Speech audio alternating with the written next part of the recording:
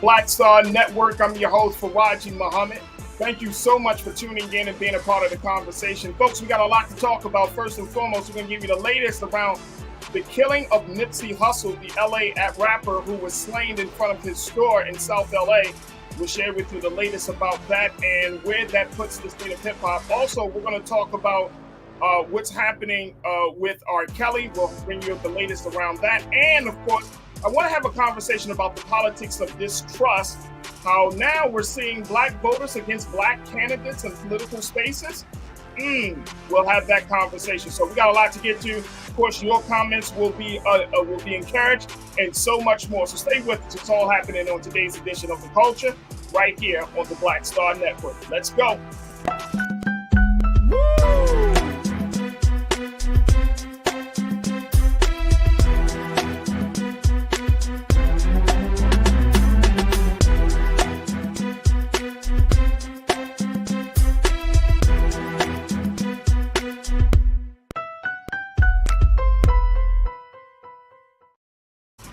Folks, welcome to the show. Welcome to The Culture here on the Black Star Network. Happy Thursday, folks.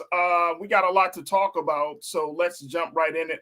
First conversation, I wanted to bring you up to speed on what's been happening with this case. This is the case of our brother and LA rapper, influencer Nipsey Hussle, who was shot and gunned down in front of his store back in March of 2019. Now, his killer has officially gone back to court to be sentenced, and it is official that a jury has determined that Eric Ronald Holder Jr., who shot Nipsey Hussle outside of his store, the Marathon store in South LA, has now been convicted of and sentenced to 60 years in prison during 60 years to life in prison.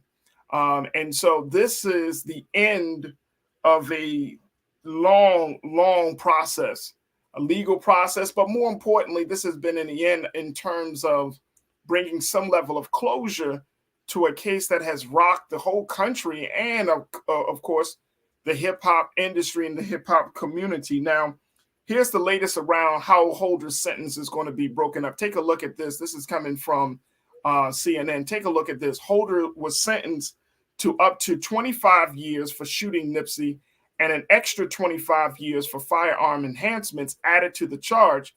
He was also convicted of 2 counts of attempted voluntary manslaughter for injuring 2 other men in the incident, for which he was sentenced to an additional 10 years. Yeah. Very tragic case. Here's the situation around this case. One is that there were a number of cameras, CCTVs, and other cameras that were on the property or near the property. And this is how they determined that Eric Holder was the one responsible. But shortly before the shooting took place, there was a verbal altercation between Nipsey and Eric. They had a relationship. So this wasn't, quote unquote, a random shooting. They had a relationship. And the word was, according to the reports, that Nipsey had essentially called Eric Holder a snitch or a snitch. And it enraged Eric Holder to the point where he left Marathon store and in a matter of moments was able to come back, and while Nipsey was standing outside, and shot the LA rapper 10 to 11 times. Then after shooting him, he went over to the body and kicked Nipsey's head with his feet. And this was all caught on camera.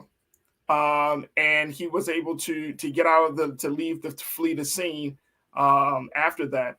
All of it was caught on camera. Now, Eric Holder's dad had decided to address the court in a letter that he has written from himself.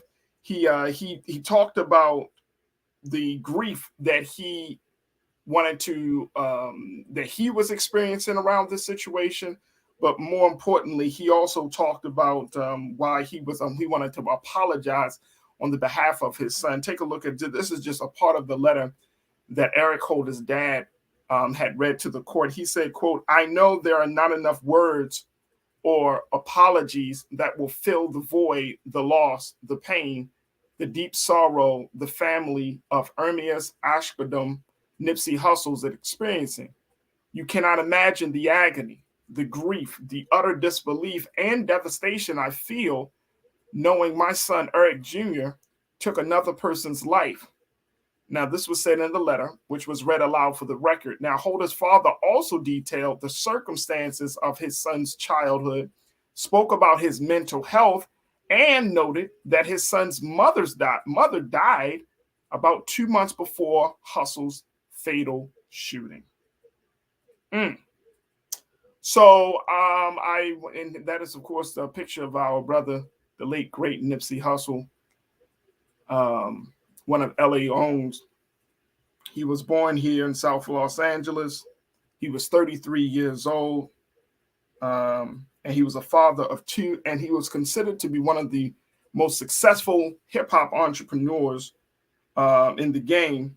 He collaborated with dozens of artists, including Kendrick Lamar, Drake, YG, Ty Dolla $ign, Meek Mill, Young Thug, and he's also has been in collaboration with the likes of Jay-Z posthumously.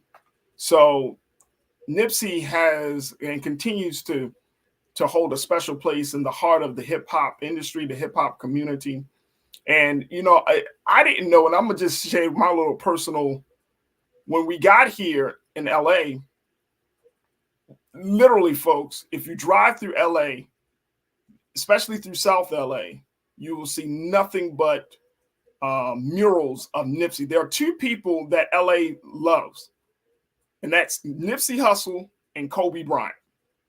Murals of them everywhere from downtown to South LA. They have this big, beautiful, right there at the Crenshaw Mall. There's this big, beautiful picture of Nipsey that is lit up. Beautiful, beautiful pictures. Like it's something from his album cover. But it was a big, beautiful, right there on the side of the mall. And you were talking about almost 4 years later, folks, since that shooting took place. And that picture of Nipsey is still there, right at the Crenshaw Baldwin Hills Mall. But this is, I mean, I don't know if this brings closure, but it certainly does. It certainly does kind of make us think twice about the violence that's often talked about in hip hop. There have been a number of hip hop artists that have lost their lives, especially here in Los Angeles, as a result of just violent circumstances. And so it's very, very painful, especially when, you know, if you're driving down Slauson and Crenshaw, this is where Nipsey's story is. Before, you know, probably about a year and a half ago, it was some level of activity. Now there's nothing but fences, boards. It's boarded up.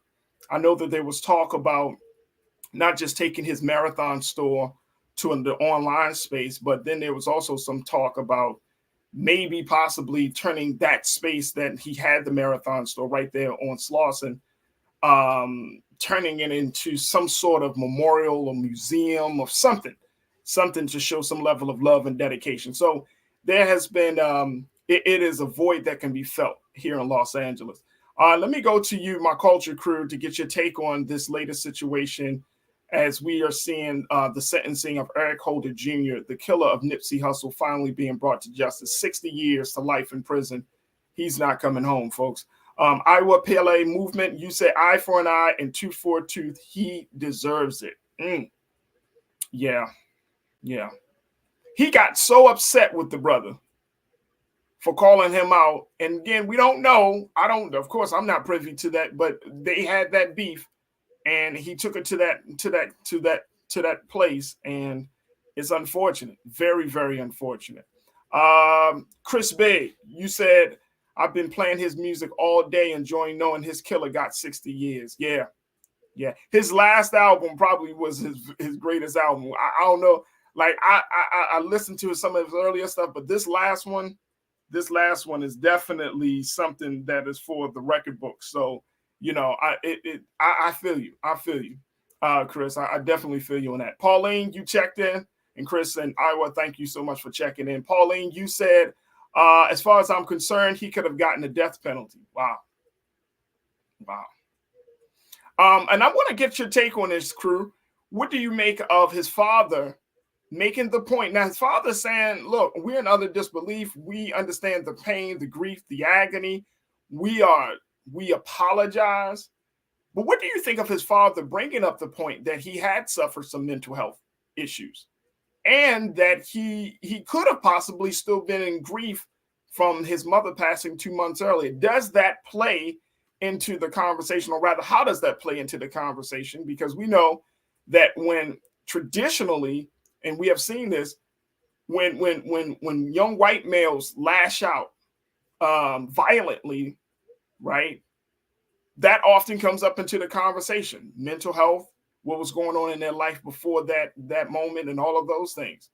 When black males do it, we don't get that far into the conversation, unfortunately. We're starting to, but it's still somewhat of a taboo thing to talk about mental health and wellness, what was going on in the life of a perpetrator, especially a young black male. So how does that play into that? I'm interested in hearing what y'all have to say about that, Pauline. But great point. I definitely understand it. Like I said, you still feel the void in your heart. And I'm not from LA, but you know, my heart, every time I'm driving in the area, every time you feel it, you just feel it. And you always wonder, like, why did he have to be the one? You know what I mean? Like, this brother was, and I'm speaking of Nipsey. Nipsey was such a major figure. He transformed he turned his life into a different place. He became a business owner, and I mean, he was just such an influential figure. And for him to be gunned down the way he did is absolutely just tragic. Janae, you said, I am so over family who want to cry out after their child/adult commit crimes. How about teach your child or adult to not commit them? Rest in peace, Nipsey. This was uncalled for. Yeah, I mean, you know, that's the point. Yeah.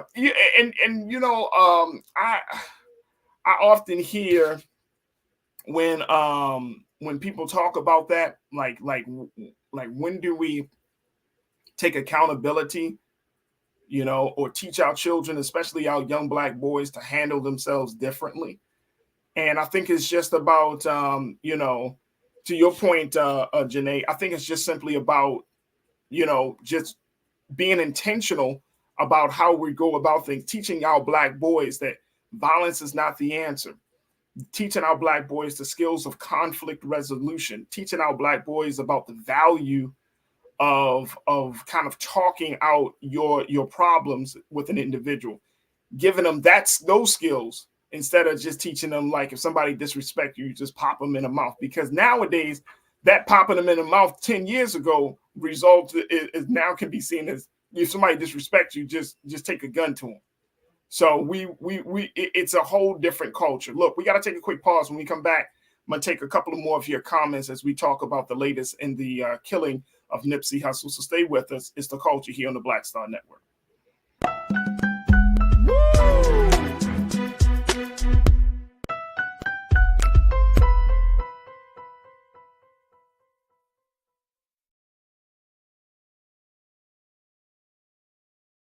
Hatred on the streets, a horrific scene, a white nationalist rally that descended into deadly violence. White people are losing their damn minds. As an angry pro-Trump mob storms the U.S. Capitol, we're about to see the rise of what I call white minority resistance.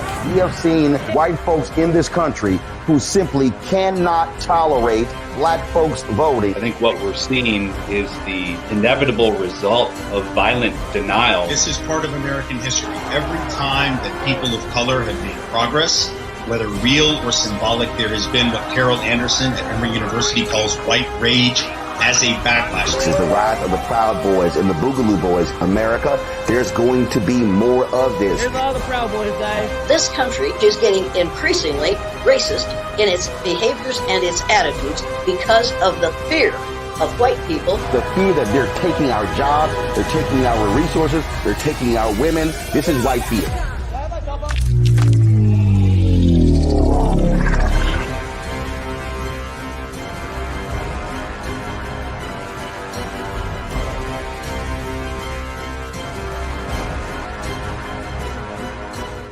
Black Star Network is here.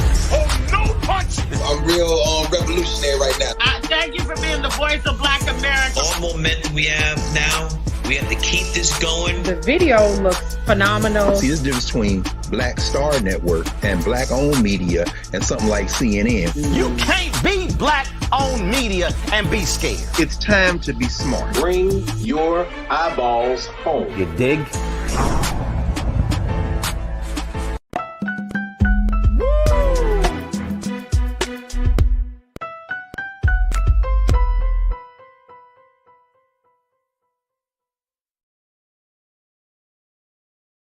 Folks, welcome back to the show. We've been talking and kind of gave you an update on the case of the killing of LA rapper, influencer, businessman Nipsey Hussle. And we have just reported that his killer, Eric Holder Jr., was convicted and, of course, sentenced yesterday to 60 years to life in prison for the killing of the LA rapper.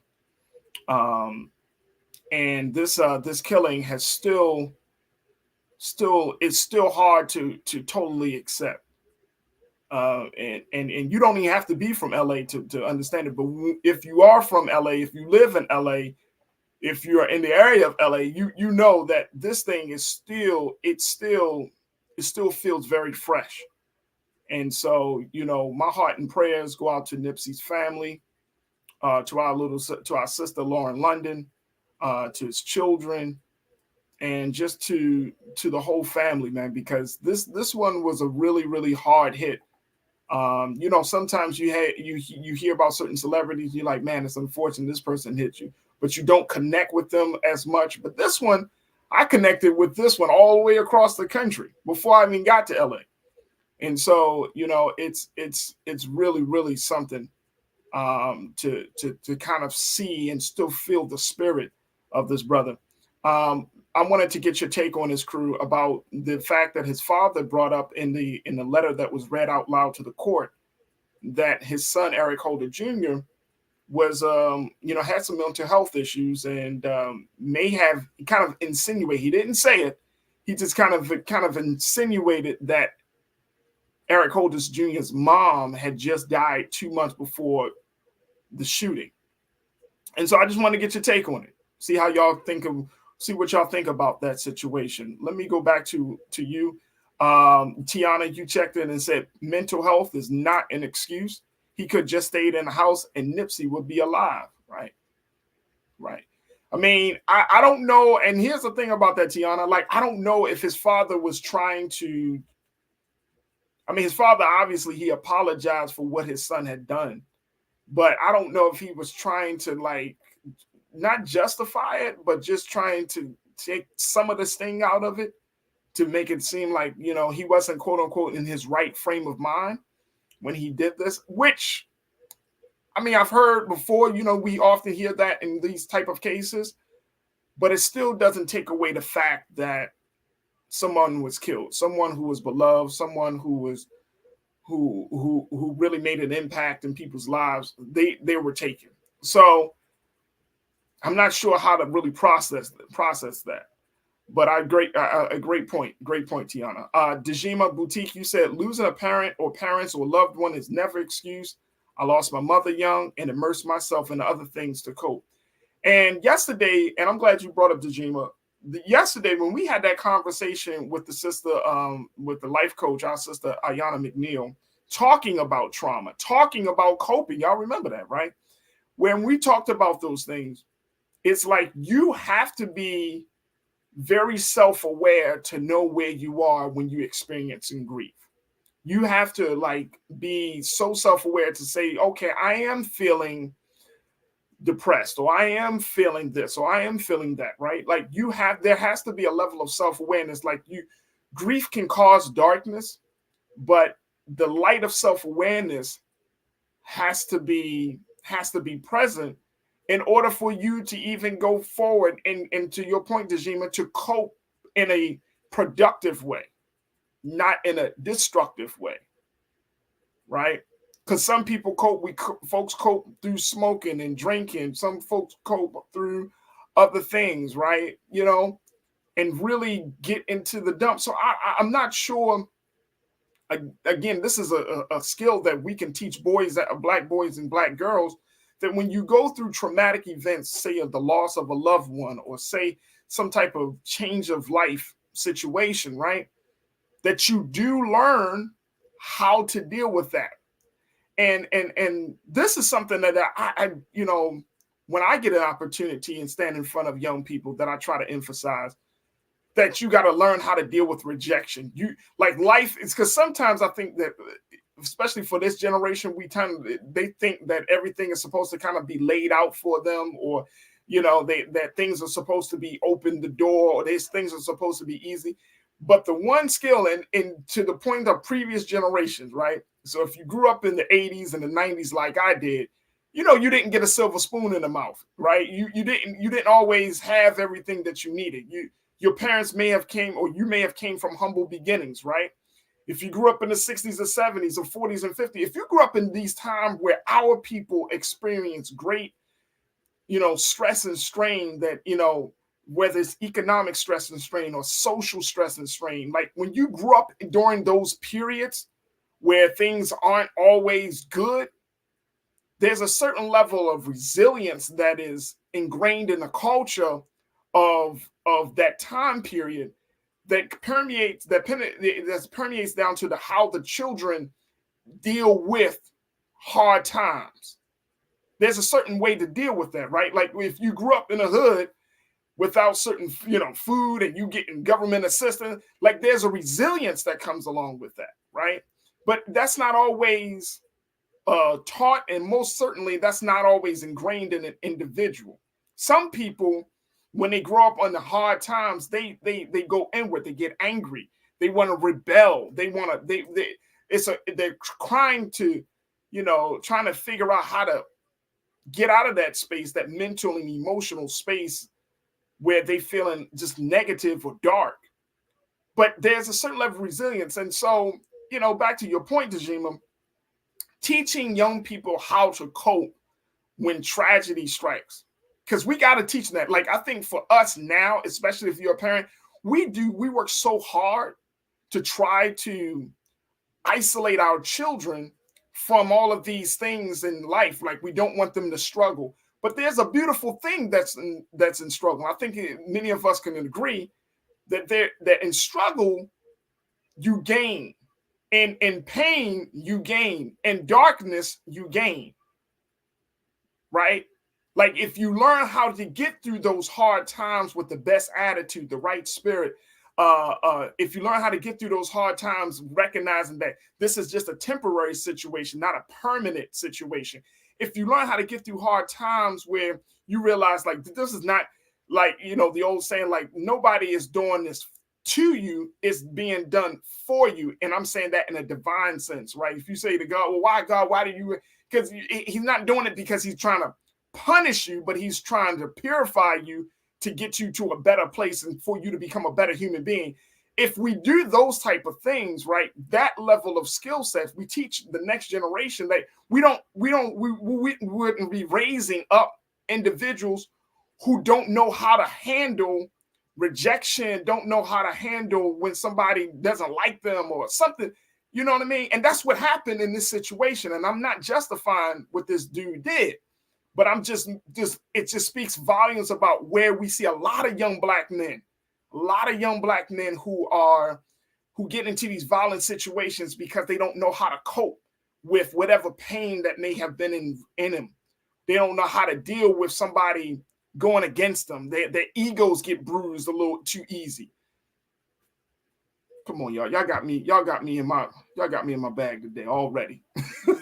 I'm just saying, I see this. And if you work with young people, if you work in the school system, if you work in any type of like juvenile space, and I've done this work for many years, like going into these places, worked in schools all across in different parts of the city of Baltimore and around the state. I've seen it. It's the same thing. That ability to learn how to deal with your emotions, right? And to not allow your emotions of anger and pain to consume you to the point where you become a tool, where you become an agent of pain. That's See, and that's where I think a lot of young black men are. That's why we do see the killings in the neighborhood the way we see them, right? Because we just haven't dealt with the pain. Some of us probably thought, oh, yesterday, you know, I was talking about these brothers and stuff, but I know that underneath all of this crazy ass behavior that black men go through, and this will also apply to young black women, the craziness that we see young people go through is because there's some deep-seated anger and pain there, and they don't know how to handle it. So they lash out, they wild out, they get violent. I hope I'm making some sense, crew. I hope I'm making some sense, because that's why I wanted to bring this up. Definitely wanted to bring this up. So Dejima, you got me. I appreciate you for saying that. Cope. Jackie, this is something that I appreciate you saying. You said it's interesting how much everyone knows about a person's mental state after a crime is committed. Get them help. That is absolutely facts.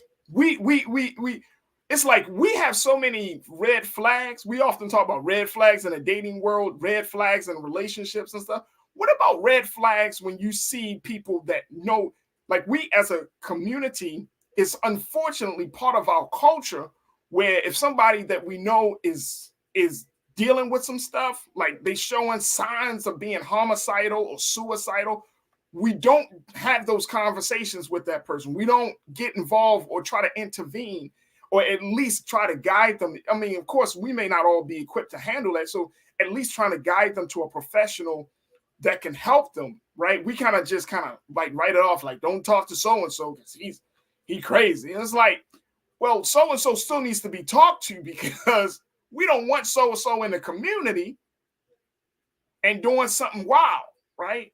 And guess what, folks? This is not old people. This is young people.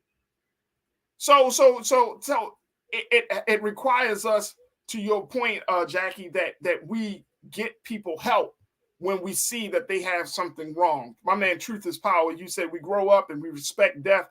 Taking a life is the last option in any situation. But it happens so easily nowadays that we lose people before they develop into who they're going to be. Come on, brother. Absolutely. I love that. I love that.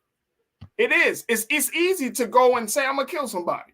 And I know that might sound crazy for any one of us, because we're not in that space. Like we may have gotten, grew up in around those elements, but now we're more in a more empowered, enlightened space. But I'm saying for those of our people who are in the thick of that, right? In those subcultures, in every American city, every place that Black folks live and are present, there's a subculture of death. That's our subculture, is death.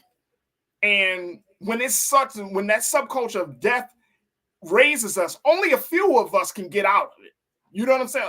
A few of us are able to make it, but I want y'all to reflect, and I want y'all to take this quick walk with me before we take our next part. I want y'all to reflect on how many of those Black men or Black women didn't make it out of the subculture of death that's present in our community. I mean, we can name them like boom, boom, right off the back of our hand, right? But that's the subculture. And so to that point, Truth is Power, like that's why it's so easy to take somebody's life, because you grew up around it, you talk about it, it's so ever present in your family and your how you live and what you see, that it's nothing to say, I'm gonna kill somebody, I'm gonna kill this brother, I'm gonna kill. You don't even say the brother, you say the N-word, but I'm gonna kill him. And you don't even think twice about it. And I'm not saying us, but those who are still wrapped up in that subculture, those who are still confined by that subculture, it's easy for death to be not the last option. Truth is Power. You know it too, bro. That ain't the last option. That's the first option. That's how serious that subculture of death is. So I'm glad you pointed that out, brother. Thank you so much. Jay, now my sister, you said I don't believe I don't believe in coddling our kids, but resiliency is not automatic based on generational struggle. I look around and there are a lot of people that didn't make it from my generation. Facts. You know what I'm saying? Like, just think about it. Just think about how far, and each one of us, as we close out this part of the discussion, think about how far we have gone, right, to become enlightened, conscious individuals. If you tune into this show, you have some level of consciousness. There's some life in you. You know what I'm saying? If you tune into this network called Black Star Network, if you tune into the culture, if you're having conversations, and that means that there is some truth, there's some knowledge, somebody imparted you are exposed to some level of conscious thinking, some level of life affirming knowledge, right? That brought you here. And some of us might be, well, why aren't people? Because they haven't been exposed to life affirming knowledge. They haven't been exposed to consciousness. And when we talk about that path, like how do you get to a path of consciousness to see the value of your own life? How do you get to a place to see the value of another person's life who you have no interactions with, right? But you still see their value, their humanity, and you respect their life to the point that you make sure that with your interactions with them is peaceful. You make sure that your interactions with them is good, that you make sure your interactions with them is life affirming, right? So but there's a consciousness that comes behind or that undergirds all of that. There has to be a consciousness. And at this point, we are in yearning. And this is the thing about this tragic situation with Brother Nipsey. We are yearning. This is another case where we have more work to do to break them generational curses, Janelle. But more important, we have more work to do to expose the next generation and others in our circles to conscious thinking. And I'm thinking of my brother Conscious Thought. I love the name, but we got so much work to do. So much work to do. You can't tell me that regardless of what is on the outside of us, we have to help each other to think better about each other, to think better about themselves. We got a lot of work to do, folks. So, my thoughts and prayers to Nipsey Hussle. I can only imagine to the father of Eric Holder Jr. You never want to produce a child that ends up being a killer. So as a father, I can only imagine. I mean, he's just trying to do his fatherly duty, trying to provide some defense for his son. But I could only imagine. There were so many lives that were shattered as a result of this situation. And guess what? If the community, as people in the community don't deal with it, it will continue to be the vicious cycle that we find ourselves in. All right, folks, I got to take another quick pause. When we come forward, let's talk about the brother that wore the dashiki in the Tennessee State House and share with you what Brother Roland had to say, because he chatted with our own brother Roland Martin a couple of days ago, and I want to share with you a little bit about that and get your take. So stay with us. It's The Culture here on the Black Star Network.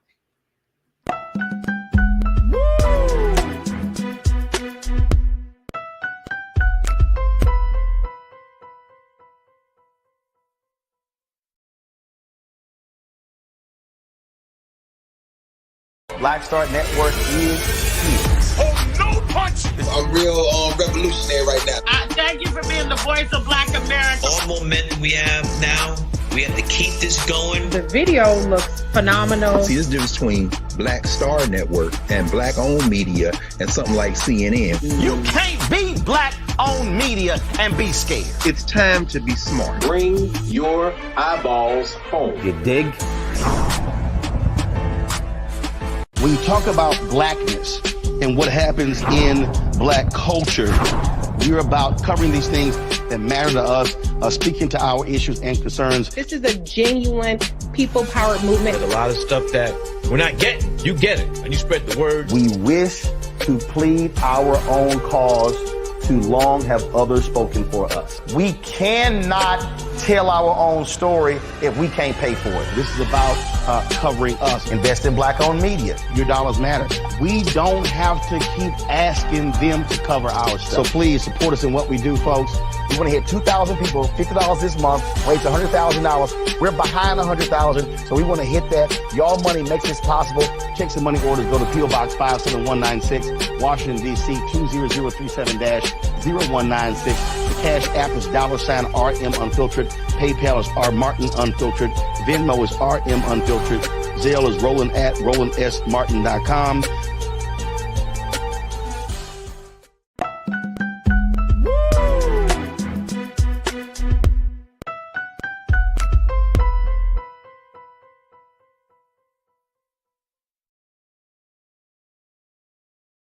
Folks, welcome back to the show. I wanted to give you an update on that story that we shared with you about the young Tennessee lawmaker who made national headlines because he decided to take his his political activism to the next level, and he decided to wear a dashiki, an African garb, on the floor of the Tennessee State House as he was trying to take care of the business of the people. Now, of course, as a result of that, he was Tennessee is a state that is controlled by Republicans, and they didn't like that. They didn't like that at all. So they decided to, they gave him warnings and told him he had to abide by the dress code. Now, we had a conversation about this situation, and some of you said, yes, he did what he should have done. And he's a young black man. He's tired of the political BS, and he wants to affirm his blackness and put them on notice. But then others of you said, well, there is a dress code. You can express yourself and talk about your blackness, all well and good. But if there is a set of rules and guidelines that have been outlined before you even came into the institution, then guess what? You should do your due diligence and follow the rules. Well, that brother had an opportunity to sit down with our very own Roland Martin on RMU. I wanted to bring you up to speed on what he had to say. Check it out. My goodness. First of all, congratulations on your election. That's first.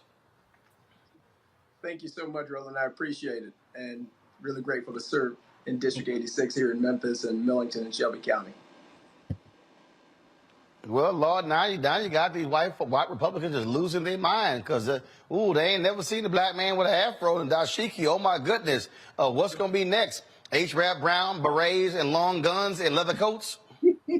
I mean, what you know and what I know is it had very little to do with wearing the dashiki in and of itself. It's what it represents. And in a system of white supremacy, and one where control is what is most important, where the elevation of whiteness is what people want, you will be ridiculed for anything that is subversive to that status quo. And I think what happened when they saw our afro and our dashiki, which is honoring our ancestors and paying homage to the people who made this possible, is also for them a recognition of change. And when you're in this culture that really prides itself on being the same, really prides itself on being, as you know, it's white, supermajority, male, cisgendered folks. It's not a place of inclusivity. It's not a place of true representation where black folks' voices and queer folks' voices and people who are different voices are really elevated. Then we do something that upsets them by just our presence and our being. But that's really important for us to do. In this type of environment where they're taking away HIV funding, which we know disproportionately hurts black folks, trying to retain third graders in the state of Tennessee, which we know is going to disproportionately hurt black folks and poor folks, continuing to allow corporations to run over the poor and not raising the minimum wage, not providing housing. They want to talk about an attire and not do their jobs, which is really representing people to help Tennesseans be lifted out of poverty and be lifted to the point of some prosperity in a state that is getting a lot of money and resources, but is going to the people who are most wealthy here. And then they even told you, if you don't like it, find you a new career. Excuse me? Listen, it is exactly who they are. And for a lot of folks who I talk with and say things about, well, you can just wear a suit and tie and this wouldn't be an issue at all, I remind them, I've been wearing a suit and tie since I was 8 years old. I have no problem with wearing a suit and tie. That is not what is at issue. What is at issue is what the Republican Party of Tennessee says about who belongs. See, that is what is at issue. That's the conversation that we have to have, because what they are saying is you don't belong. And in their response, first they say, well, there are these rules. We learned there are no rules about attire. Permanent Rule 2 only talks about decorum, and the Speaker of the House is the one who sets decorum. And so if he would like for tomorrow to be pajama day, then tomorrow you can wear pajamas on the floor. There's no rule that has been voted on for people to wear suits and ties. But their second comment, which is, go find another job. We've heard this before. You don't belong here.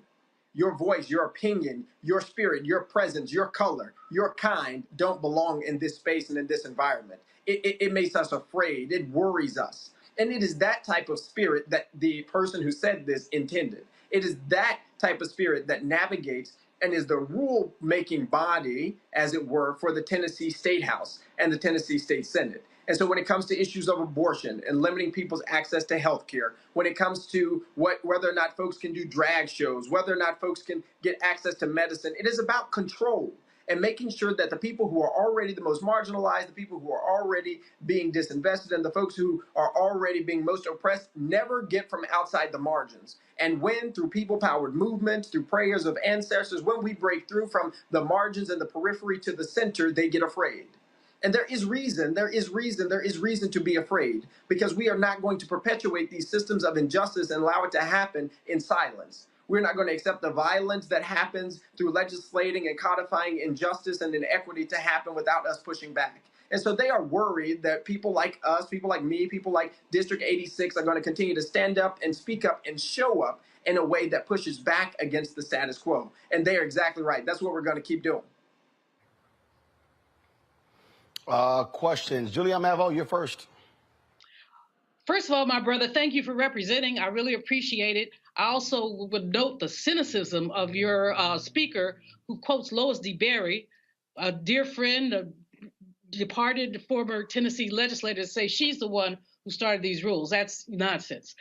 But what I want to ask you in terms of your representation is, what kind of support are you getting from other legislators? Are other Black legislators standing with you in this, as well as progressive whites?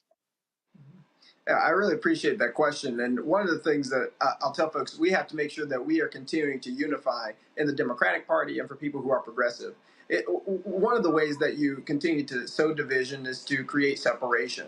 And I'm really fortunate there was a legislator shortly thereafter who said to me, he said, hey, actually next week I'm going to Ghana with my church and I'll be bringing you back some dashikis. And so there's definitely support that is happening and being had, and we have to think about how we turn that support into the work that we do and how we voice our opinions about the budget, how we continue to advocate for our communities, how we continue to do the work of justice. Because we know that, again, it isn't about the attire of a dashiki. It is about the representation that it brings into these environments and these spaces that have always seemingly been designed against us, that we have broken into and broken through to be.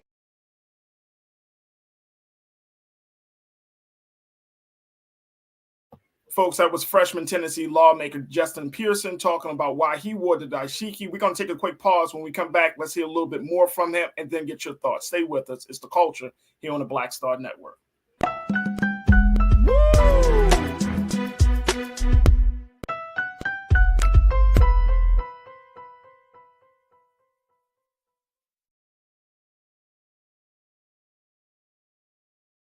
I'm Deborah Owens, America's Wealth Coach, and my new show, Get Wealthy, focuses on the things that your financial advisor and bank isn't telling you, but you absolutely need to know. So watch Get Wealthy on the Black Star Network.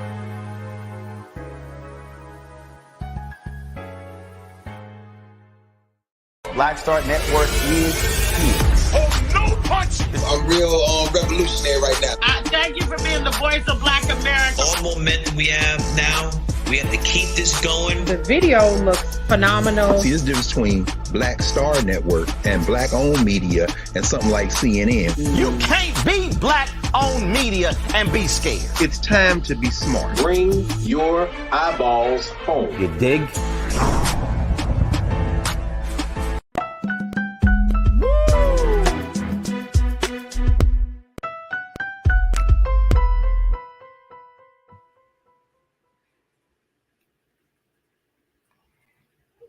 Folks, welcome back to the show. We have been listening to the conversation between freshman Tennessee lawmaker Justin Pearson and Roland Martin, who spoke to the brother about wearing a dashiki while he was being sworn into the Tennessee state legislature, and the backlash that the lawmaker received from his colleagues, particularly white Republican colleagues, as a result of that. But his colleagues had implored upon him that he needs to be wearing a suit and tie, as that is the attire and that is the dress code of the state legislature in Tennessee. But as you can hear, Justin Pearson is pushing back on that. Just want to play a couple of more minutes of this conversation, and then I would love to get your take on this. So let's get back to the conversation with Justin Pearson and Roland Martin.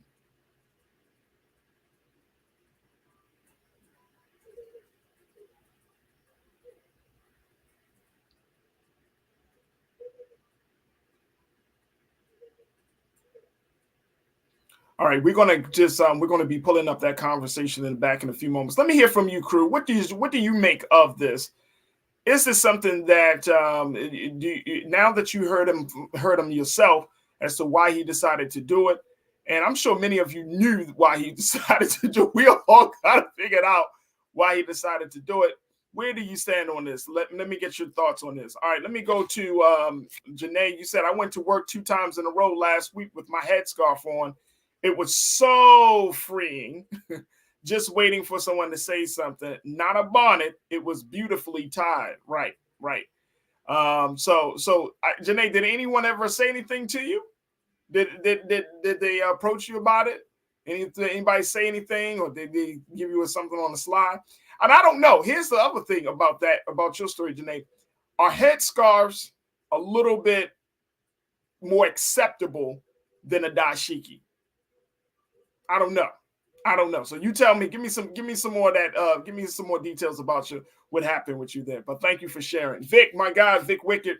You said there are no rules. There are no rules for their attire. They are focused on the wrong thing. Just listen to this brother's intellect. I mean, yes, Vic. Yes, of course they are. They are focused on something the wrong thing. Now they're saying that there is a dress code, but we know also that traditionally, when you are taking care of government business, that you do it in a certain dress code, whether it's like a polo or you have open collar, but it's traditionally the business, full business, or business casual. But yeah, I mean, I agree with you. Like, they're focused on the wrong thing. Justin just said that as well. But are we surprised that they're focused on the wrong thing? Are we surprised that they are focused on identity politics and not actually taking care of the business of the people? I'm not surprised, Vic. I'm not surprised at all. Pauline, you said, I am so sick of these, got some curse words there, Pauline, trying to tell us what to wear, how to wear our hair, what to say. Anyway, he was elected to this position, so leave him alone. I really want to cuss. Oh, we know you do. But to your point, yes, if the people voted for this man, he should be left alone. But guess what? He still has to abide by some of these rules. Now, they may, if they don't have rules, if they didn't have rules before, Pauline, guess who's about to get them now? Yeah, that's all I'm gonna say. You can go ahead and cuss a little bit. This is one of those situations that warrants it. Willie, thank you, Pauline. Willie checked in. Willie, you said, look, they swear in whole liars in suits, says C. George Santos. What a person is wearing means nothing. The character of the person matters. This brother is strong. Folks, I get you. Willie, come on, bro. You know it like I know it, sir. They don't care about what you wear. They're not even thinking about your character. They just don't like the fact that you had the audacity to do it. And you standing on it. He ain't buckling. He ain't acquiescing. He ain't bowing down. His back ain't broke. His spine isn't limp. They don't care. Some folks don't care. We're trying to take a very moral stance on a situation that where morality or goodness or rightness should be considered, or fairness should be considered. None of that matters, bro. You know it. I know it. Everybody know it. It don't matter. It's just the fact that you had the balls to do it. And you're going to flaunt yourself in front of your face. And then when we tell you not to do it or stop doing it, you're going to tell us no?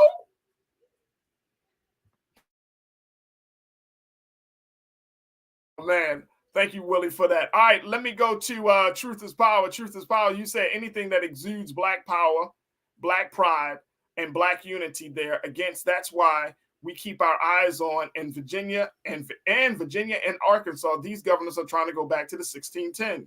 Yeah. Look, we're at that place right now where our blackness is under attack. Now, it's always been under attack, but now it is so much as a part of on the forefront of America's psyche, all the way up from the little man to the big man, quote unquote, right? From the smallest town to the White House, people are trying to figure out what to do with Black people in America. I'm saying that with the straightest of face. I'm saying that with the realest of real.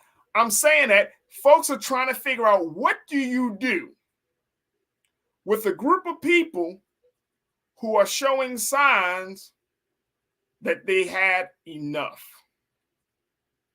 What do you do with 40 to 50 million people that is getting sick and tired of being sick and tired? What do you do? What do you do with groups of people who have the money, who have the resources at their disposal, right?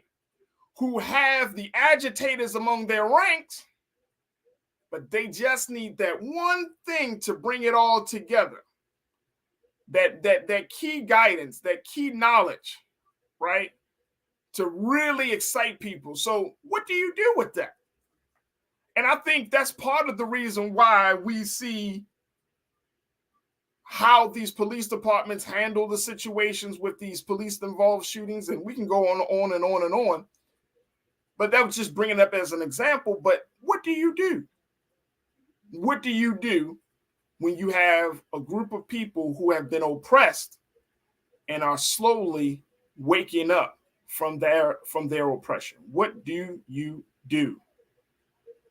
Let me just get a couple of more minutes very quickly. Can we get a couple of minutes left, King Keenan, with Justin Pearson here? I just want to kind of share it and let folks hear what Mr. Pearson had to say. Take a look at this, folks. On your work and your win, Representative Pearson. And the question I have for you is on a larger scale. In this country where so much of who we are is being attacked and people are removing us from the books and people who have to have the Crown Acts to protect hair, can you just share your overall thoughts about the importance in this moment now in showing up as your authentic Black self?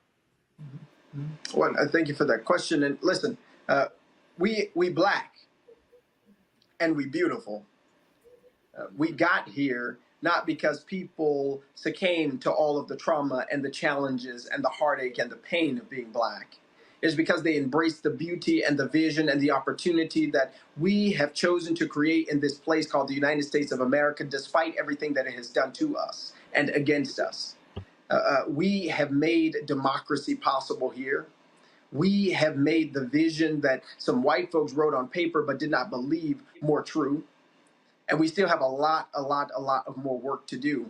And it is one recognizing that it isn't right that we have to have laws like the Crown Act that says you can't discriminate against someone because of the color of their hair. It isn't right for racist white governors to say we don't need to learn about Black history because that doesn't have value. It is not right for Black kids to be told that you can't learn about your history or critical race theory or things like this because white people and white children might learn that some of their ancestors enslaved African Americans, some of their ancestors propped up a system of injustice that we are feeling the vestiges of today. It is not right that we live in a country where over 4,000 people have been documented and lynched, and we have yet to have a day of mourning or a moment of recognition in our educational systems or in our society about those injustices. It is not right that we are forced to live under the oppression that we do. But what is really powerful in this moment, and what I think has been a catalyst since we learned and fully grasped the understanding about the lynchings of Breonna Taylor and the lynching of George Floyd and the lynching of Ahmaud Arbery and the true power of their lives and the legacy after 2020 about our responsibility as Black people in this society, which is to not accept the silences, is to continue to shout even after the cameras have faded.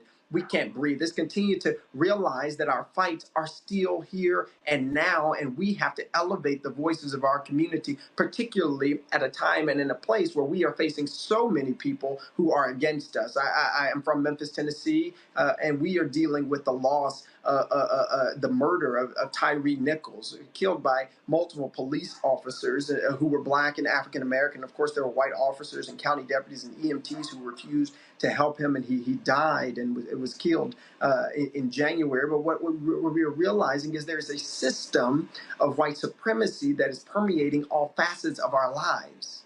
There's a system that is being designed against us.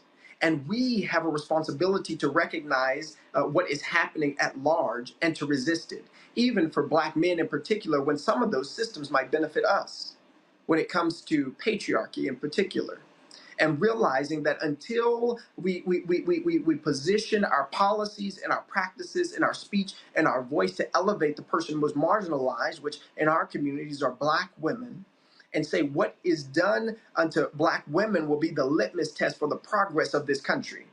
And if we have not made sure that equal pay really does become a reality, if we have not made sure that childcare is a guarantee and universal basic income is elevated, if we don't do things that help the person who's most marginalized in the Black community, using our voice and our power and our privilege, then we as a country will never be who and what we possibly can be. But there is hope. And this is the reality that I am fortunate to live into each day.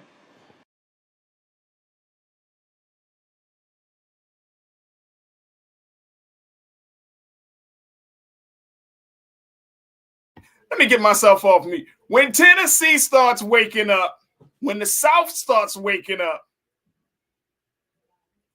when Black folks in the South, in Tennessee, in Alabama, Louisiana, when y'all start waking up like this, it's a wrap. When Black folks in Texas, when y'all, as y'all waking up, it's a wrap. It's a wrap. It's our brothers and sisters that have been down in that part of the country that have felt the brunt.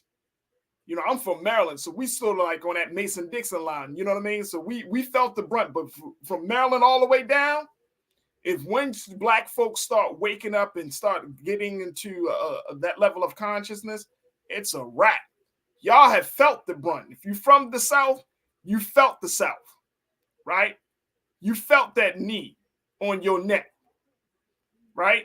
You felt all of those economic sanctions. You felt hatred. You felt all of that.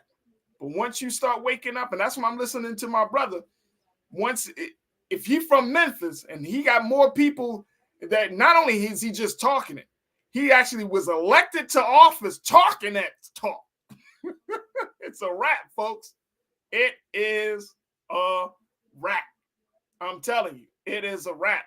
Even in the Midwest, I know my man Keenan, like, you know, you're up in Chicago. Once you start getting those places that house our people, and they've been from that part of the country, they know firsthand what that racism, that hatred looks like. They dealt with it. Their families have dealt with it for generations. And they got, all you need is one in the family that says, nope, not today. Not today. We ain't going to do it. There ain't no more children under this. It's a wrap. That level of consciousness will uproot that white supremacy and knock its brains out, folks. So what we're seeing today is very, very powerful. And so big shout out to Justin Pearson for standing his ground and being who he is and being unapologetically Black. And if you're down in Tennessee, make sure y'all reach out to that brother, protect that brother, put some good energy out to that brother, because you know what? When you start talking that serious Blackness in those spaces, guess what, folks? It's not going to go over well with some people. So we do have to protect those who are speaking that truth to power in such a bold way, like Brother Justin Pearson. Look, we got to take a quick pause. When we come forward, let's talk about politics, because here on one side, you have a Tennessee rep like Justin Pearson, but then on the other side, down in Montgomery, we saw what happened with the we're seeing what's playing out with this mayor at the month of Montgomery. We seeing now that the sister, there's another Black candidate, another Black elected official that's under some hot water because of how she's dealing with the people. Folks, the politics of distrust. I'm going to have a conversation about Black voters versus Black candidates. Man, oh man. So stay with us. We're going to have that conversation with political strategist Crystal Knight, and of course with you. So stay with me. It's The Culture here on the Black Star Network. Woo!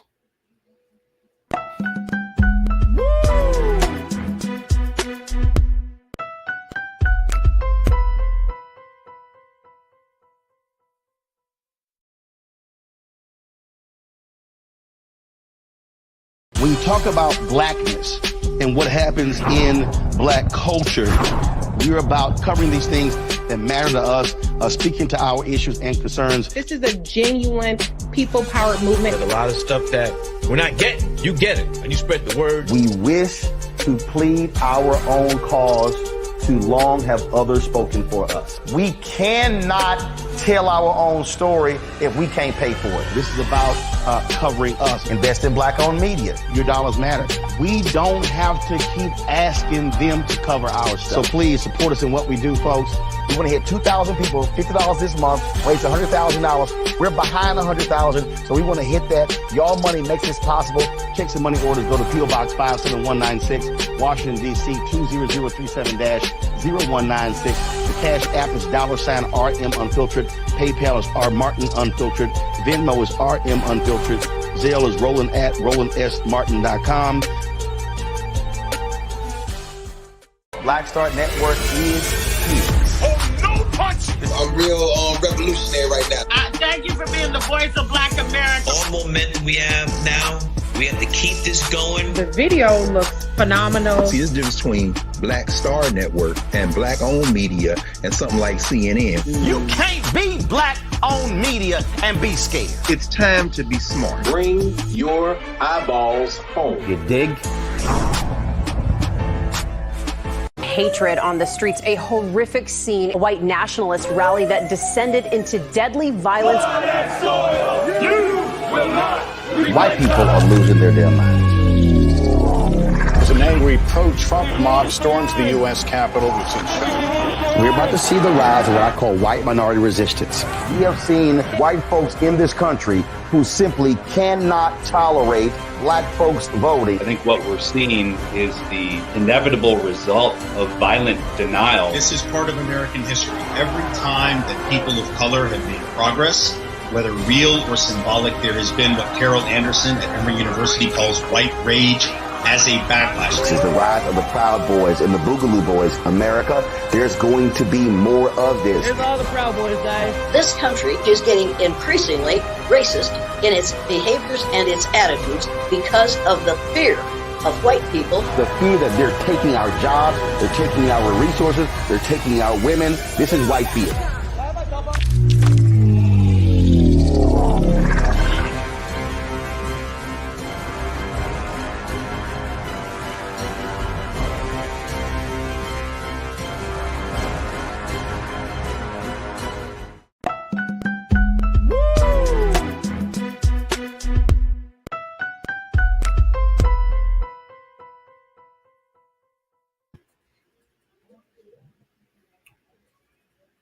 All right, folks, welcome back to the show.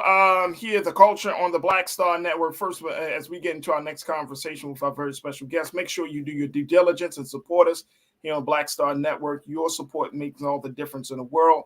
You can support us financially. You can support us by sharing the content. You can support us by downloading the app for free on all of your devices. And, of course, make sure that you tell your family and friends to tune in, because we have 24-hour news coverage. I mean, we have a number of great things happening, and we're all streaming live right now on Amazon Fire Stick TV. So you could just tell Alexa, play your news from Black Star Network, and boom, right there on your Fire Stick TV, Black Star Network comes right up. So your support means all the difference in the world. So thank you so much for those who have already supported. All right, folks, I wanted to have a conversation about the politics of distrust. And this is where we're starting to see more and hear more and more stories of black voters and voters who are going against black elected officials. And for me, it's opening up it makes me wonder, as we are talking about some sort of quote unquote revolution in the political space, putting black people in these spaces and then having them to do things like this, it leaves a bad taste in my mouth. So I needed to kind of like have this conversation and process what we're seeing, especially in light of two particular stories. One is the story of the Montgomery, Alabama mayor who was caught on tape, the leaked audio of him pretty much disparaging black voter support, saying that he doesn't even need them. As long as you got white folks voting for you, I don't even need black folks. Well, Mr. Mayor, as being the first black mayor of a major city that was a huge, huge critical part of our civil rights movement, thanks. Then the second story is the story of the New Orleans mayor. This mayor, who is the first Black woman to hold the seat in the city, she is under fire, and there are thousands that have signed a petition to get her ousted as a result of a number of issues they have with her. And one in particular where some people say she is just disrespectful. She has some people have gone on as far as to say that she has when there was a Mardi Gras parade, she was throwing up the middle finger at one of the parade floats. Folks are not sure whether it was for a particular person or the theme of the float, but folks are saying you're not the woman that we thought you were, and we want you out. So let me just bring in political strategist Crystal Knight to give us some insight as to what we're seeing as we're looking at this politics of distrust. Crystal, thank you, Joan, for joining me this afternoon. How are you today? I'm well. Thank you for having me. Absolutely, sis. Let's talk about this because we have had the conversation time and time again that if Black folks get into political office, that we will start to see some change, that this is a way for us to kind of get our agenda across. But then you hear stories like what we see in our Montgomery and New Orleans and in other places that make people say, is this the right strategy for us to use to get the type of gains that we want to get? What's your take on that?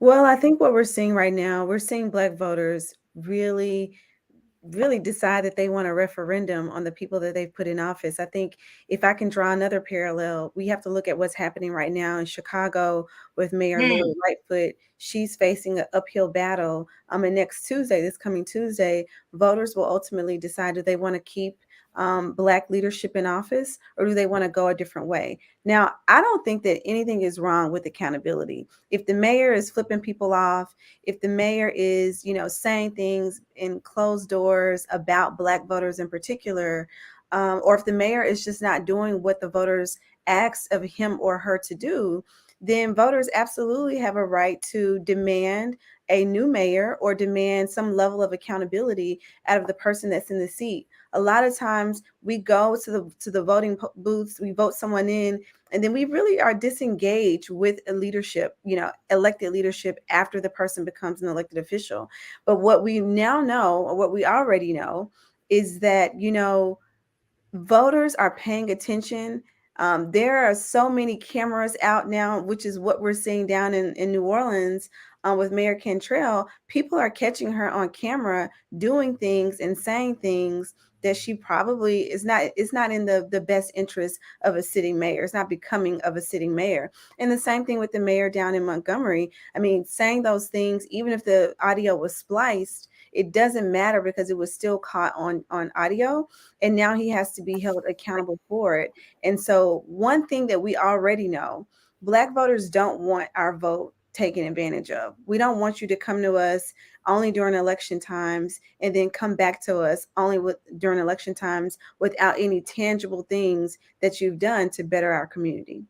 So let me ask you this, Crystal. And this might sound like a Frankenstein story, but as Black people and wanting in our yearning to get some level of political representation, in our yearning to be in those political spaces, have we created this type of situation, these type of candidates culturally? And I'm not saying, of course, they come from different places, but I'm just saying that we have created the environment where we're like, look, just put somebody Black in, make sure that they talk about their Blackness, and then we should be good. We should be making progress. But is that something that the constituents, we as the constituents and community, could kind of take responsibility for?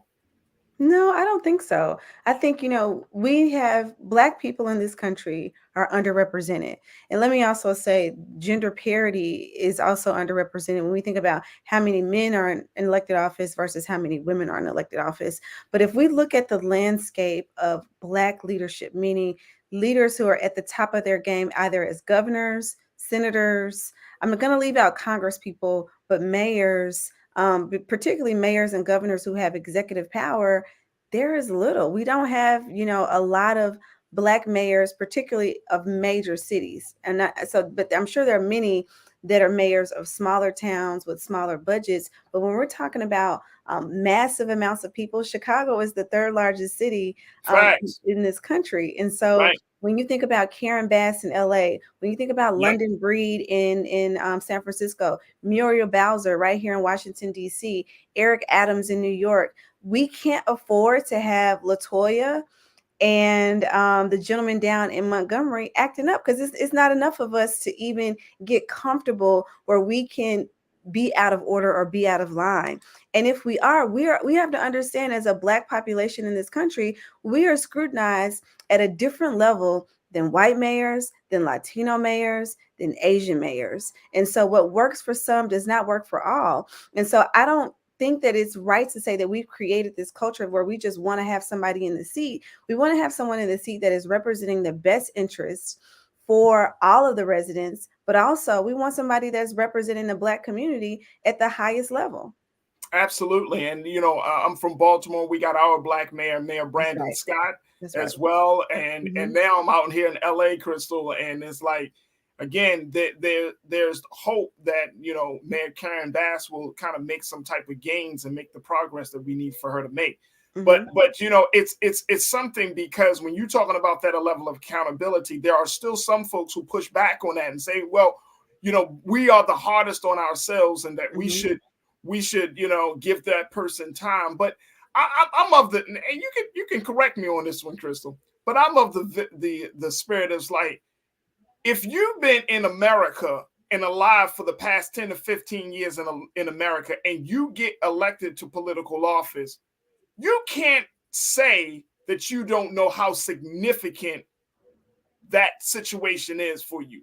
That you know, there's no way in the world that you can just be like, well, I didn't know. I mean, we unfortunately have had so many Black lawmakers who have gone down because of corruption and all types of madness. So that means that every time a lawmaker, a Black person, gets into the space, what do we need to do? Like a special class to say, okay, welcome to Public Service 101. Here you go. This is who came before you. These are the Black folks that messed up the situation. Like, what? There has to be some personal responsibility that these people have.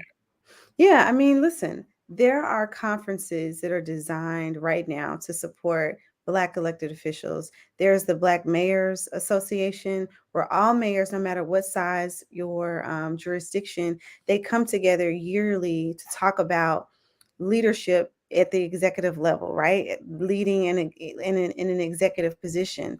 There's the same thing exists for, you know, state house members and state senators. So there are opportunities and ways for Black elected officials to cross-populate and share ideas. But like you said, in cities like particular, I want to highlight, like you know, you say you're from Baltimore. Baltimore has seen a number of mayors, Black mayors, I know, Crystal, go down for corruption, but that doesn't mean that Black leadership still should not exist, right?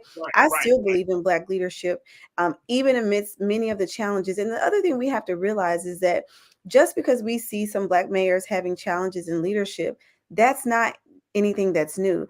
Plenty and even more white leaders have just as many challenges, and sometimes similar. We also have to look at the circumstances. One of the things that I've been noticing about some of the complaints about Mayor Cantrell down in New Orleans is that, you know, people are complaining about crime when crime is at an all-time high. People are complaining about her demeanor, which is something that she absolutely can fix. But we have to understand, you know, jobs, the economy, some of these things are situational. Some of these things are economic that the mayor himself or herself did not personally cause. But the question is, what is the mayor doing to alleviate the pain that the residents in their respective cities are feeling, so that they are uplifting their cities as they continue throughout their tenure as mayor? That is the great question. That is the great question. Now, how do we make sure, because in the midst of this conversation about Black leadership, Crystal, it's not like it's an isolated conversation. This is happening, and it, of course, it affects Black people, it affects white people, it affects Latinos and Asians and all of those folks and all these constituents. So now, taking a look at how this, for example, you talk about Mayor Cantrell in New Orleans. Mm-hmm. How do white people, how do we have a conversation with white people? Because unfortunately, we know that when Black leadership gets into power and then they squander the opportunity, white people will say, well, see, that's what happens when you put Black folks in. And it's not explicit. They don't explicitly come out and say that. But they, in the conversation, in the debates or the forums, and when you're talking about things, it's like, yeah, the previous mayor was a little bit successful, but this mayor isn't.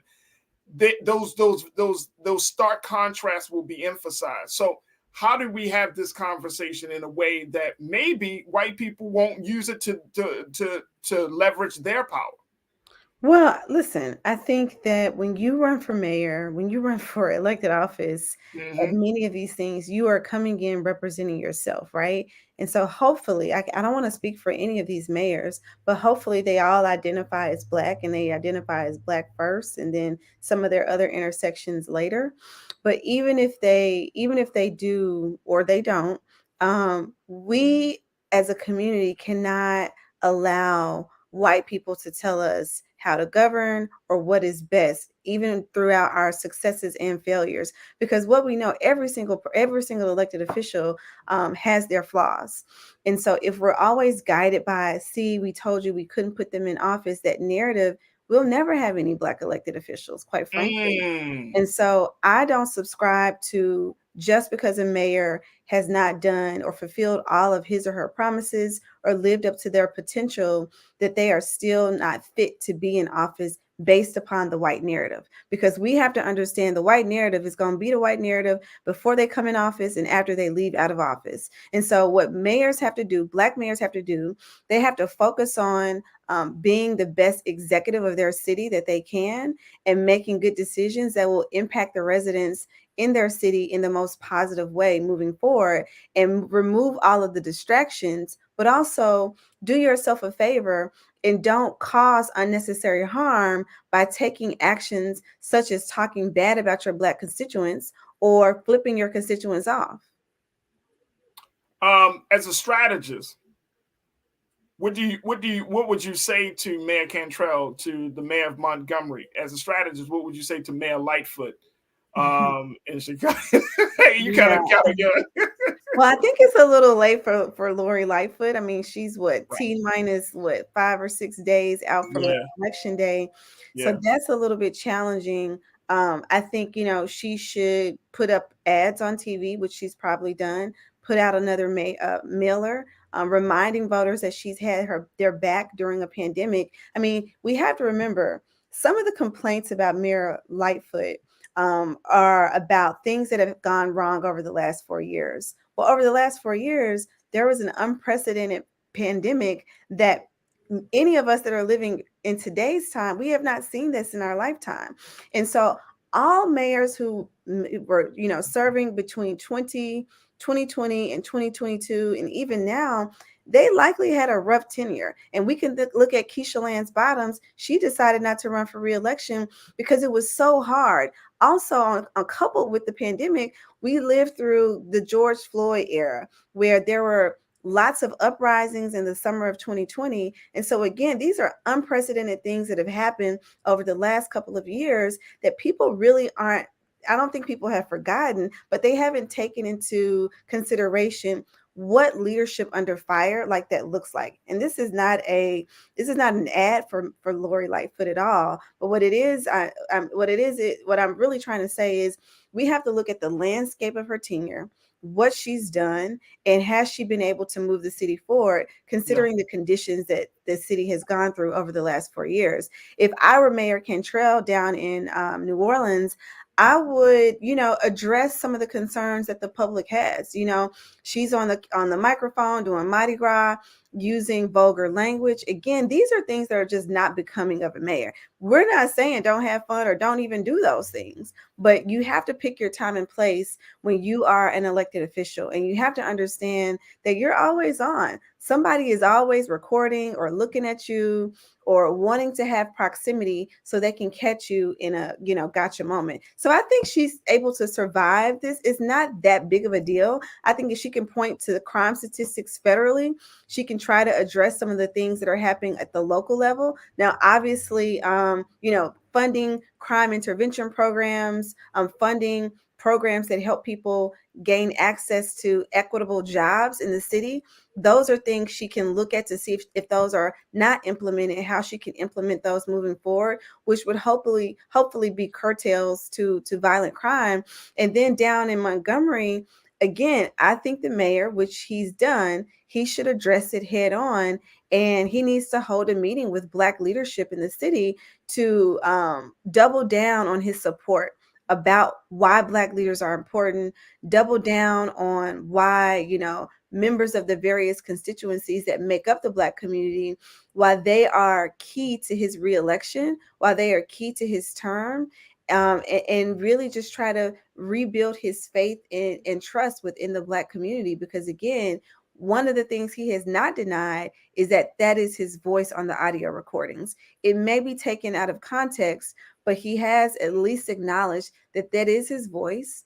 It has been spliced, but he needs to take full accountability. He definitely does. Crystal, if we can take just a few more minutes of your time, because we got to take a quick pause. When we come forward, we want to get some comments from our culture crew that's watching today, and I'm sure they got some questions, they got some thoughts. So we'd love to kind of have you a chance to speak to that as well. But folks, we got to take a quick pause. Thank you. Folks, we got to take a quick pause. When we come forward, let's hear what you got to say as we're talking to Crystal Knight, political strategist, and having a conversation about the politics of distrust, Black voters against Black candidates. What's your take? Stay with us. The conversation continues right here on The Culture, here on the Black Star Network.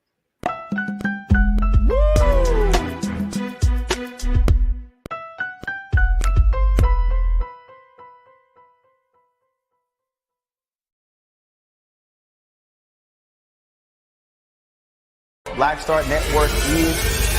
Oh, no punch! I'm real revolutionary right now. Thank you for being the voice of Black America. All momentum we have now, we have to keep this going. The video looks phenomenal. See, this difference between Black Star Network and Black-owned media and something like CNN. You can't be Black-owned media and be scared. It's time to be smart. Bring your eyeballs home. You dig?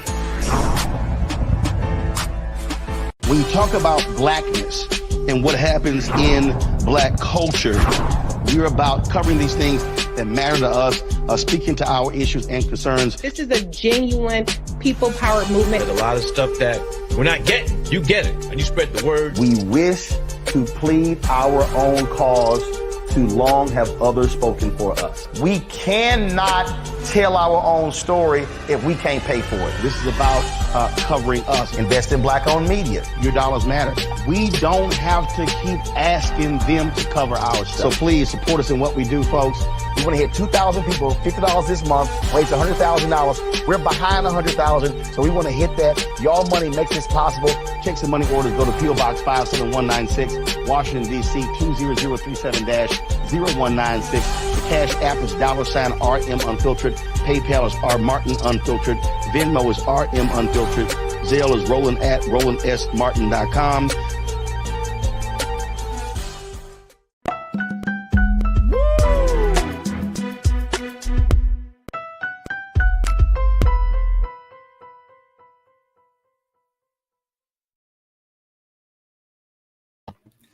Folks, welcome back to The Culture here on the Black Star Network. I'm your host, Farajii Muhammad.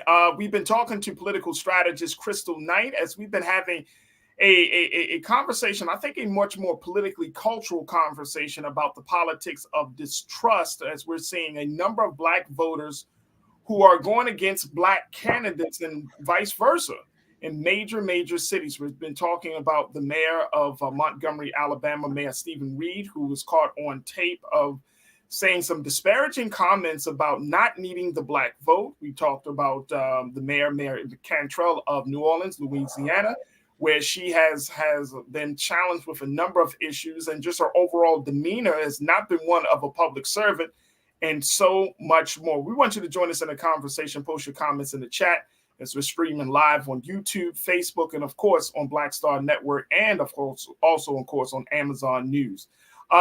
Crystal, I appreciate your time, so we want to jump right back into it. My sister Lana L said they asked Mayor Lightfoot about reparations in a debate, and she said, quote, residents got their reparations with Invest Southwest. Lana said, Invest Southwest ain't black, nor is it reparations. My sister Lana is all in she goes all in when it comes to that topic.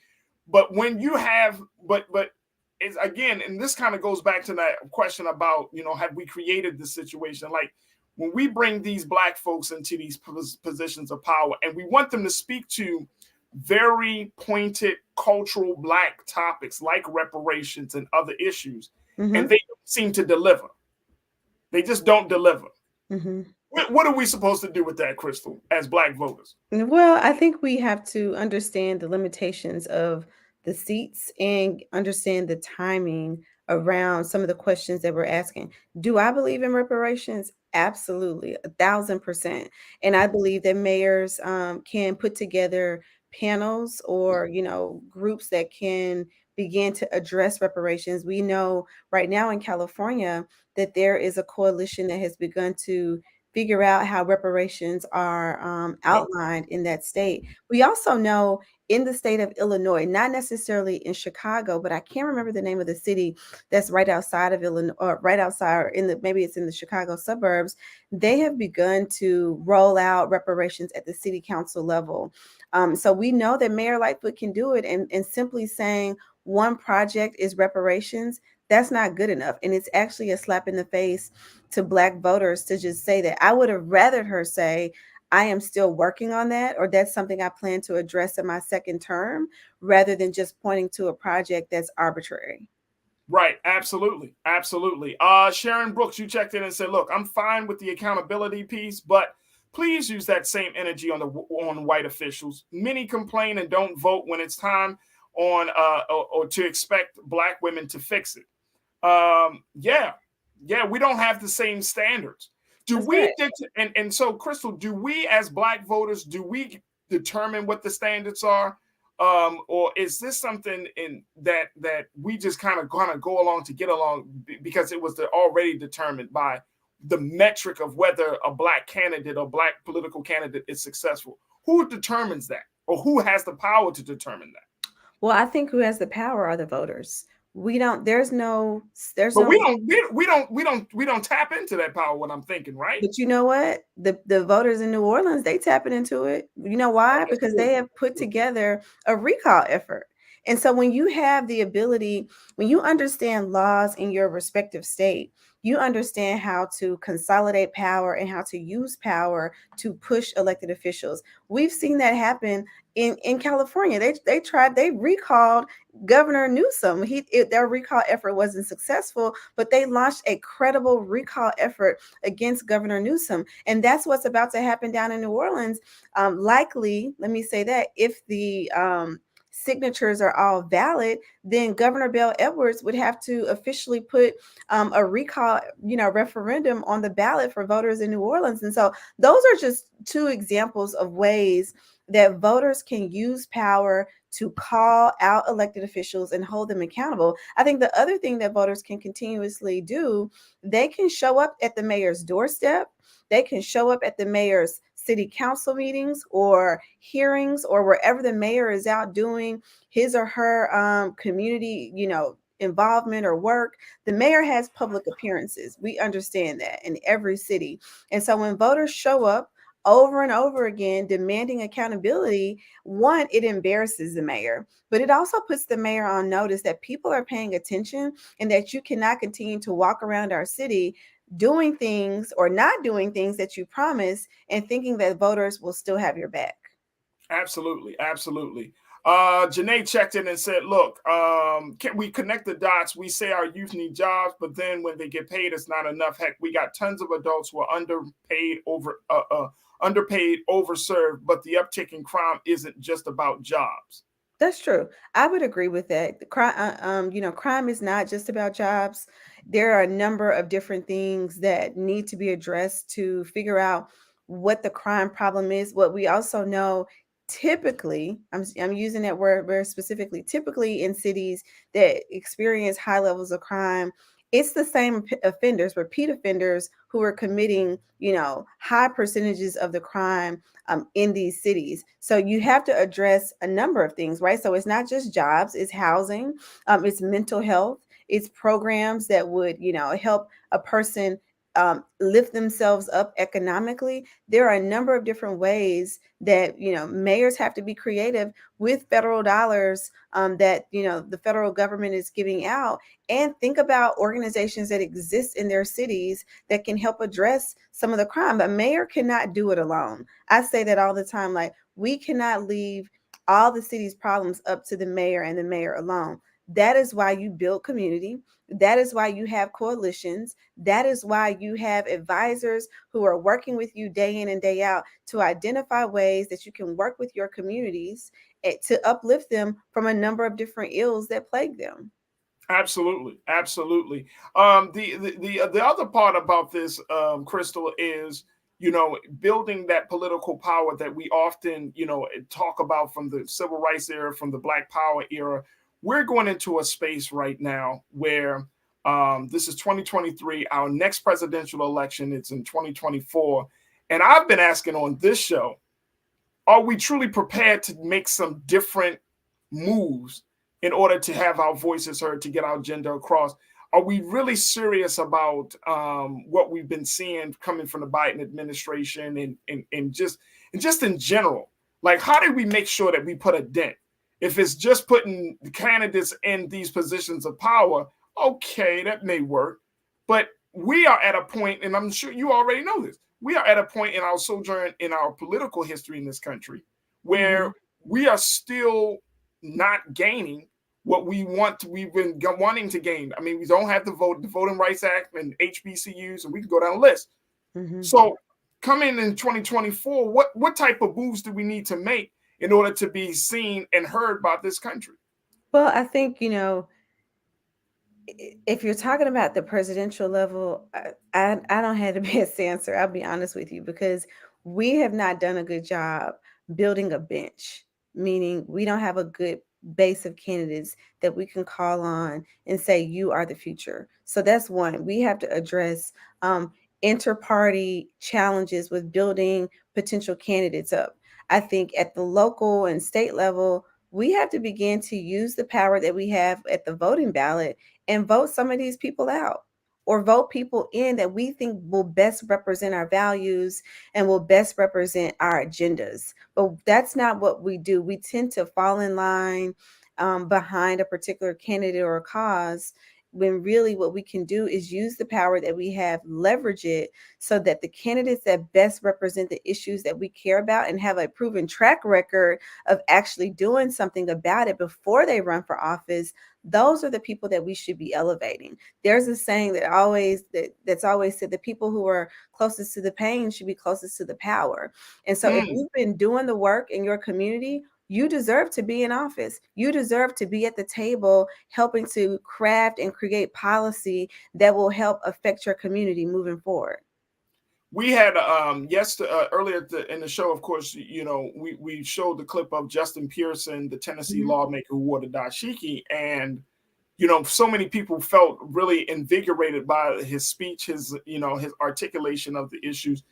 And some folks are saying this is where we need to put our political investment in brothers like him, sisters like him. But I'm wondering, from a realistic political space, is that possible for us to, like you said, identify persons like a Justin Pearson and put them into those spaces, into the State House, into the White House and other things? Is that possible, given the fact that there is this ongoing attack against Blackness at this point in the political space? Absolutely. I mean, if we look at the founding of this country, when has there not been an attack on Blackness? I think, Come on, Chris. We ain't got enough time to talk we ain't about got enough time for that. Listen, we ain't got enough time to talk about colonialism and Jim Crow and, you know, these new Jim Crow laws that continue to pop up, like CRT and book banning and book burning, and, you know, just Black literature in the education space. But what I will say, I also happen to be from Memphis. So I'm very attuned to what is happening in the city and what's happening in the state of Tennessee. And what I will say is this: the more authenticity Black leaders bring to state houses, city governments, federal government, the more we begin to normalize the dashikis. Because there was a time when dashikis were a norm. That wasn't so it wasn't such a big to-do to see somebody working in a business environment wearing those things. This Black pride movement, we've gotten away from it because we care about respectability politics. We care about what the white man is going to say about us or how we present ourselves. And so Justin has no shortage of articulation, of community, of ability to work in a cohesive working environment because of what he has on.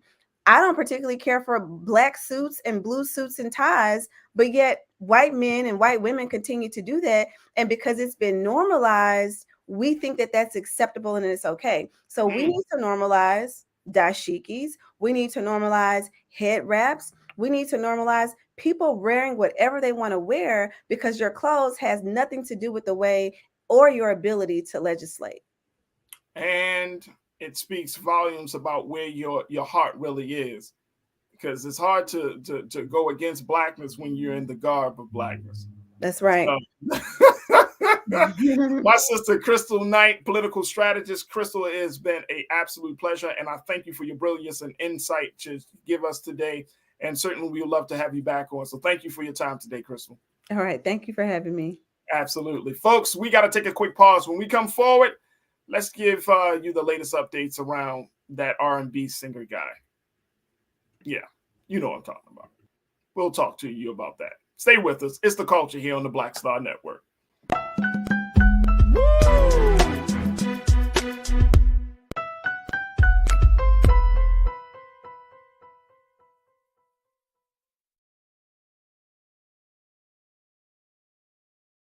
Hi, I'm Dr. Jackie Hood Martin, and I have a question for you. Ever feel as if your life is teetering and the weight and pressure of the world is consistently on your shoulders? Well, let me tell you, living a balanced life isn't easy. Join me each Tuesday on Black Star Network for A Balanced Life with Dr. Jackie.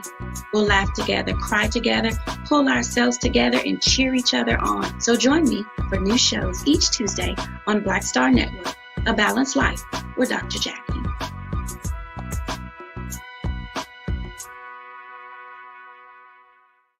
Black Star Network is here. Oh, no punch! I'm real revolutionary right now. Thank you for being the voice of Black America. All momentum we have now, we have to keep this going. The video looks phenomenal. See, there's a difference between Black Star Network and Black-owned media and something like CNN. You can't be Black-owned media and be scared. It's time to be smart. Bring your eyeballs home. You dig?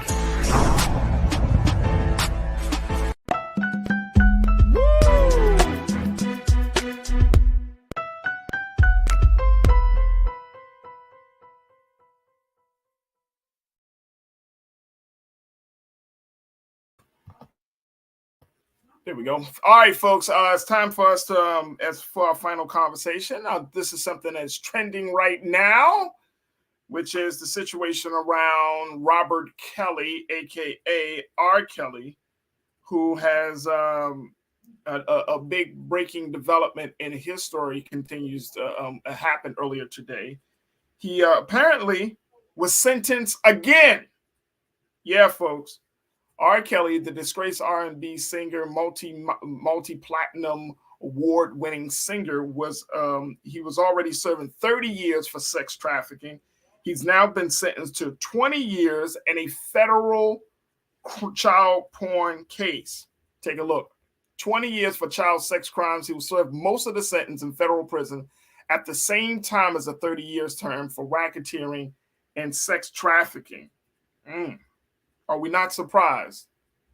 Are we not surprised, folks? Now, of course, this is continuing based upon his already his very, very lewd behavior as it relates to the enticement of it comes out of the conviction last year on charges of child pornography and enticement of a minor. His second such lengthy sentencing in the past year, folks. According to U.S. District Judge Harry D. Lionel Weber, he said in court today that 19 years of the 20-year prison sentence would be served concurrently or at the same time as his other sentence. 1 year would be served consecutively or after that sentence is complete. So, yeah, R. Kelly has been sentenced again, 20 years, but he will be serving that at the same time that he's serving the 30 years. Now, the part about this, y'all remember the case or the situation that really got people's attention about what was really going on with R. Kelly was that video from years ago. They named the young lady, her name is Jane, during the court, but she came out and made a statement and said, I have lost my dignity due to Robert Kelly. I have lost my dreams due to Robert Kelly. I have lost my teenage years due to Robert Kelly. This was the statement that was given by one of Kelly's victims that was identified as Jane. She wrote that R. Kelly was abusive and dominating and made her suicidal. She said, quote, I will forever be the girl that R. Kelly peed on. And that, of course, is referencing that infamous tape of R. Kelly and a minor.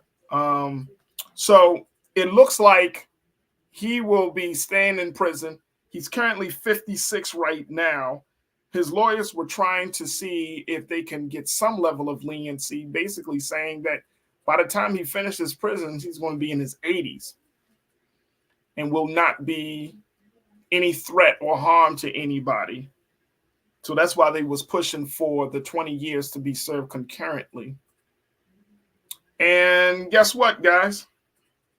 I don't care about his pain. I don't. I really don't. I really don't. I have no ifs, ands, or buts about it. You got what you deserve. You've been doing this for a very long time, Mr. R. Kelly. And as a result of that, one thing that I got from this situation was that justice never sleeps. Justice never sleeps. So I wanted to kind of give everyone an update about that, but justice never sleeps, folks. And I want to get your take on this very quickly as we close out the show. You know, what do you make of this whole situation? Does it put an end to this back and forth about whether R. Kelly is actually guilty? Because he's guilty. He's guilty. Can we still step in the name of love, knowing that this man has done this to Black girls in particular? Because he did. He did. So yeah. Can we Keena, let's pull some, see if we can pull a couple of crew comments from this.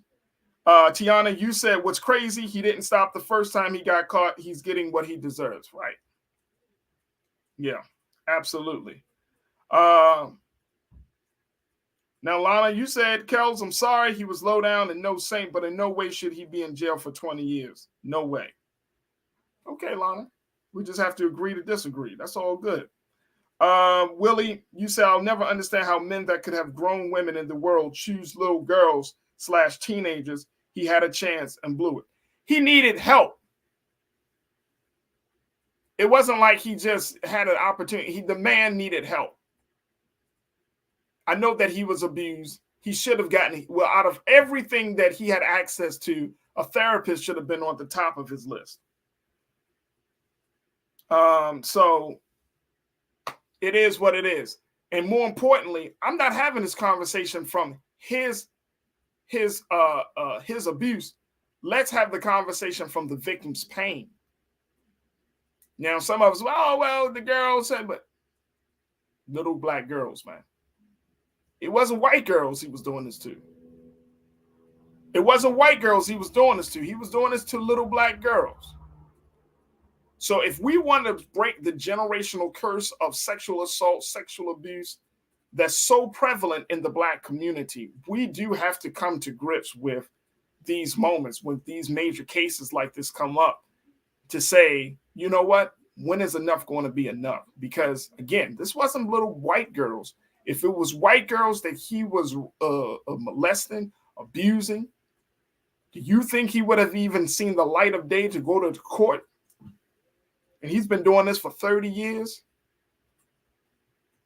So let's take a look and take a moment to recalibrate to see things from that vantage point. Let's take a look at that. Janae, you said agree, Willie, but when you mess with minors, you are trash. Good for him. So many get graces, chances, then go back due to greed. God don't like ugly. By R&B singer guy. These were black girls that he took, that he from the south side of Chicago to other places around this country. These were black girls. He preyed upon black girls, man. This ain't hearsay no more. This ain't, I don't know if he really did it. That's him in the tape. No, he did it. He did it.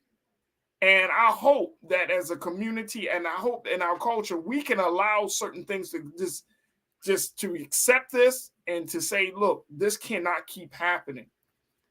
I mean, it's amazing to me that how many parties and gatherings I've been together since R. Kelly went to jail, still play the music. I don't even know. I can't understand it. Not knowing that behind the scenes, this level of abuse was happening. I can't reconcile that. I can't do it. I can't talk about it. So not to get into no rant, but he did it. He's paying the price for it. And guess what? May God be with the little girls that he abused to be able to get on with their lives. I'm not talking about him anymore. Let's look at the girls that he abused. And so to Jane and to all of the little sisters out there, may God be with you to be able to recover, because we know that sometimes these sisters never get their lives back. We know that they hurt forever. And most importantly, want to become suicidal at the hands of a man who should have gotten help, at the hands of a man who knew what he was doing, at the hands of a man who used his power to create pain. So that's the latest with R. Kelly. All right, folks, that's going to do it for me. I thank each and every one of you. I thank our very special guest, Crystal Knight. Let's go and let me tell you again, folks, I shouldn't have to say it, but I will say it because there are some new watchers here. Make sure y'all do your due diligence and support us here at blackstarnetwork.com. Go to our website today, support Black Star, support Black-owned digital media. And more importantly, do something for yourself. Let's continue to have a space and a platform where we could talk about cultural issues. We could talk about the things that are important to us, have these conversations in an unapologetic, unfiltered way. And you can only do that, especially when you're talking about what's going on in and out of Black America right here on Black Star Network. So go to blackstarnetwork.com, download the app for free. Follow us on all social media at Black Star Network on IG and Twitter. Follow and continue to support us. Share the content because we always got something that we're streaming live. And, of course, tell your family and friends we are streaming now on Amazon News. And if you have a Fire Stick TV, you can check us out on Amazon Live 24 hours a day, 7 days a week. Just tell Alexa to play news from Black Star TV. All right. Also, follow me on social media. I look forward to connecting with y'all. I got a lot of things that are happening with me personally, so I would love to try to share with you. So let me know. Connect with me on Instagram, The Real Farajii. Connect with me on Twitter, Farajii. And let's continue to build this community. All right, folks, that's going to do it for me. I want to thank my team, King Keenan, Joel, my control room. And I certainly want to thank each and every one of you for tuning in and for continuing to make the culture the great, great space that it is to have these conversations. I'm truly, truly humbled and grateful for every one of you that tune in each and every day. Like clockwork, you are there, I'm here, so we're doing our due diligence. All right, so thank you so much for tuning in. Stay tuned. Up next is Roland Martin Unfiltered Thursday night. Y'all know how they do. So make sure y'all stay tuned for that. As always, never be afraid to challenge what's wrong. Stand for what's right while being yourself in the process. God willing, we're going to be out tomorrow, so we'll have a best of tomorrow. But make sure y'all still tune in because we got a lot of conversations that you may have missed. So on those best ofs, so make sure y'all tune in for that. But God willing, you'll reconnect with me live on Monday. So I hope you have a safe and productive weekend. Spend some time with your family. Enjoy the sunshine in those warm cities, because I saw y'all talking about how warm it is in all those cities.